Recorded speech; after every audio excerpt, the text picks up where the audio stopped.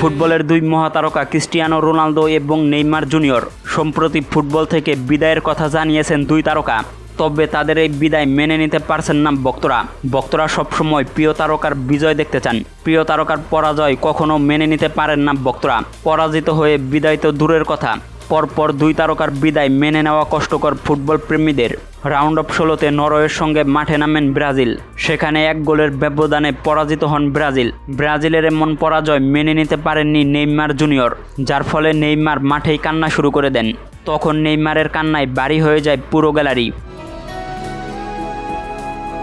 ঠিক একদিন পর স্পেনের সঙ্গে মাঠে নামেন পর্তুগাল।